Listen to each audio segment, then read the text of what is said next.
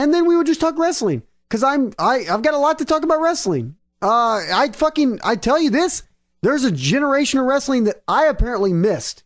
Now, you were a wrestling fan at some point. I was a wrestling fan. I think we both checked out at the same time. I think I checked out before you. The death of the WCW is when I quit. Well, but you were when like Hollywood Hulk Hogan and Bill Goldberg, well, before right? that, from the 80s up till WCW died. You knew NWO, right? Yeah. Yeah, I didn't know NWO. You checked out when WCW came about. So I knew like the Hulk Hogan, Jake the Snake, Bret the Hitman Hart, Roddy Piper, that generation, like late 80s, early 90s. Yeah, before WCW. And then with WCW, I knew Beach Sting, and I knew when he Vader. Yeah. And when he went to like the Steiner brothers. The Scorpion face paint. Yeah, that's who I knew. Yeah. Beach Sting, Vader, Steiner brothers, Arn Anderson. Yeah. Ric Flair, early Ric Flair. All those guys moved to WCW.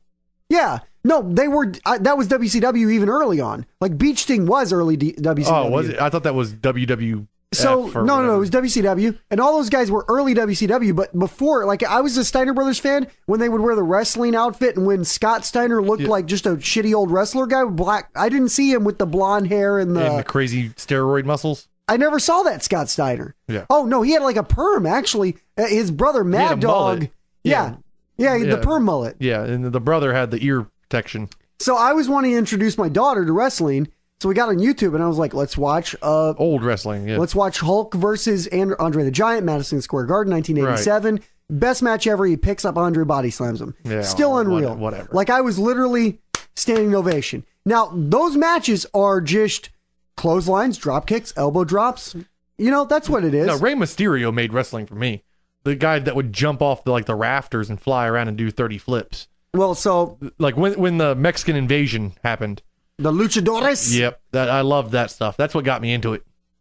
Well, what I didn't know... It was a spectacle at that point. So apparently between like 1994, which is probably when I checked out, to... You checked out probably 98, 99, I would guess. Yeah, something like that. All right. So in that age range, because we've been watching on CMT a lot, my daughter loves a show called Broken Skull Challenge. You saw it tonight, a little bit of it. It's a Stone Cold Steve Austin obstacle course challenge. Did you not like it? There's no show. It's a fucking great show. I mean, I guess it's okay in this, like, if I like it in the same way I like World's Strongest Men competitions. There's like no show there.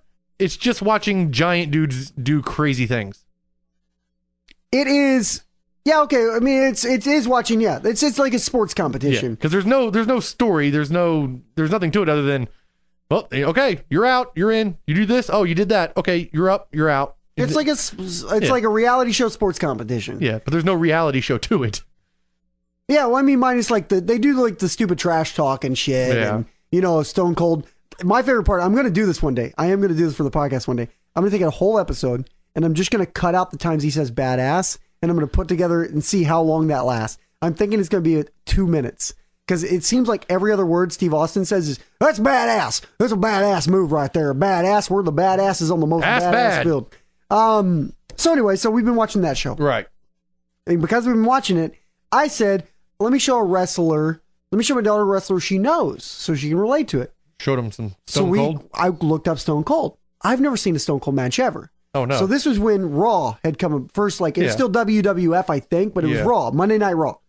So click on the match. It's Stone Cold versus The Undertaker. I'm very excited. I knew The Undertaker because he's apparently old as fucking dirt. Yeah, he's like 50, still wrestling.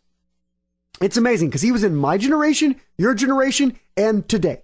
He was in my dad's generation. He was in everyone's wrestling generation. He was wrestling Fred Blassie in the fucking 70s. I'm pretty sure he invented wrestling. So he is undead. He's undead. He can't die. That's a fair point.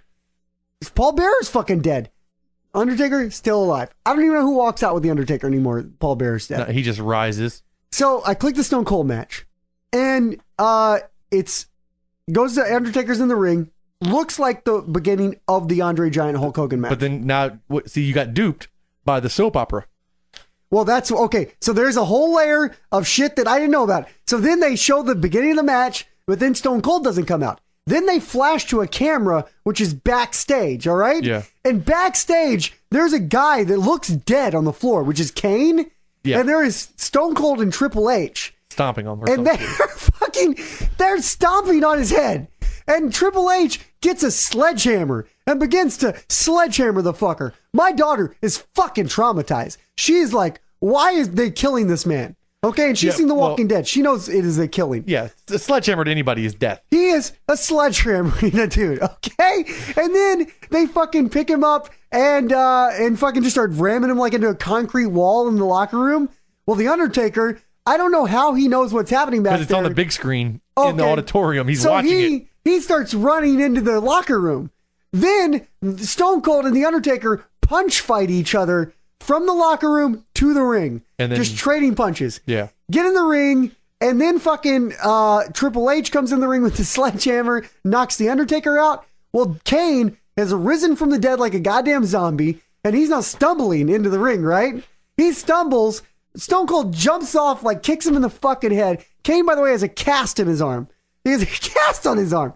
So then they take Undertaker's dead, might as well be, in the ring because he got sledgehammered in the head. And now they take Kane, who's also been sledgehammered in the head, who's wandering around like a zombie. And they put his cast arm up on the steel steps. And then they begin to just jump off the top rope onto the arm with the cast arm onto the steel steps and break the cast. And then finally, after all this, and my daughter is borderline tears, and I'm like, what? When did this happen to wrestling? Then they take this cast arm, shove it between a folded metal chair, and stomp on the chair. And then they stomp on the fucking chair. What are you getting at with this story? It's winded right. What happened to something in between the 80s with elbow drops and clotheslines and the 90s? It went fucking batshit crazy. Mick Foley. That's what happened? That's what happened. Mick Foley fell from like 60 feet onto the concrete, and that's what everybody wanted in every match then after. I've never seen that. So there was a time where every match devolved into chairs, ladders, baseball bats, every match. It seems like was there like a period of like 2 or 3 years? That's when I was watching murder wrestling. That's when I watched. Yeah, when like you remember what ECW was? Yeah. Extreme Championship Wrestling. All that was like barbed wire matches. We don't need ropes. We'll just use concertina wire. And that's what it was. Blood and fucking beating the shit out of each other. I'm not gonna lie, it was awesome. Yeah. But I'm also gonna say it was so different. Like after watching Hulk and Andre and then watching that, it was like wrestling changed. Well, you don't remember when we did our wrestling matches? That's all they were because that's what was popular at the time. Well, I remember we put on, and for those that don't know, we did organize a series of amateur wrestling events in our little town at the time, and they were successful. Yeah. A lot of people came out, but you're right, it was like people jumping off of, shit, chairs, bats, and all that.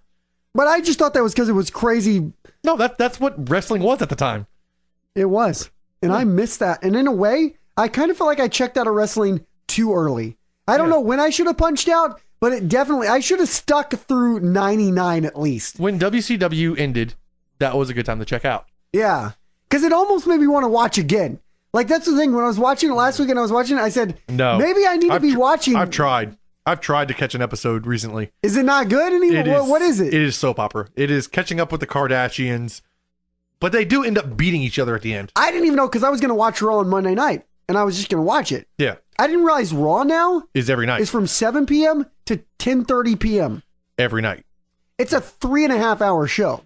I'm pretty sure they have a Sunday episode on like MTV now or something.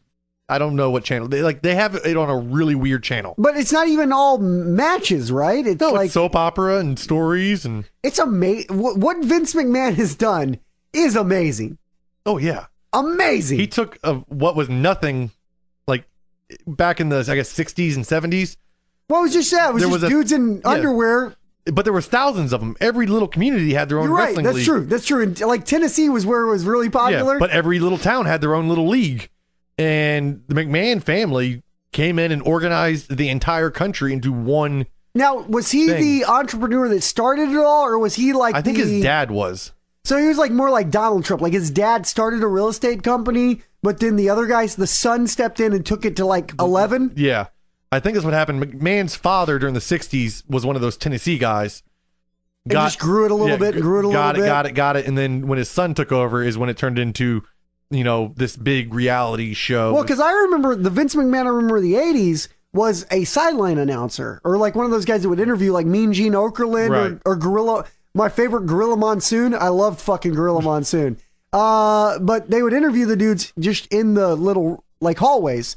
Yeah. And Vince McMahon was one of those guys, wear the cheesy tuxedo and talk and he to a was dude. like a normal sized person, when did he fucking blow up? When did he become a giant man? like 10 years ago. Like that is 15 a years true ago. entrepreneur. That dude said, I'm going to be a giant, and just became one. Do you No. think he did steroids? Yes, they all do steroids. Don't lie to yourself. Don't ever lie to yourself. Every one of those guys is on steroids. Yeah. Yes. All right. I mean, I know, like they said, like why Macho Man Randy Savage was as great as he was because he fueled himself in the 80s through cocaine and steroids. Yes. Like cocaine and steroids made some of the greatest wrestling Yeah. of all time. Well, because you have to be big, you have to look the part. Steroids is like you don't have to be big to do what they do, but like you have to look the part. Yeah. You have to look strong. Yeah. So steroids. Then you're doing fucking 4 shows a week, traveling the country, and it is a physically tolling job. You get beat the fuck up. So No, that's the other thing too. Like that's the thing. Like when I was watching this, Yeah. like there's no way in that Kane match and that Stone Cold match I was talking about, there's no way that didn't fucking hurt. Like Well- everybody's like, wrestling's fake, man. It's fucking fake. But like that, it's stunt work. It's It is. stuntman work, and you're fucking gonna get hurt. yeah. Like I know what you were talking about, the Mankind thing. Didn't he almost die one time? He fell like 3 stories onto the concrete. Like it was a triple cage match. So there was a normal cage around the ring. Then there was a cage on top of it. Then there was another cage on top of that. And I think it was The Undertaker, like choke slammed him or whatever. Through the top of the cage? He fell through all the cages to the concrete below.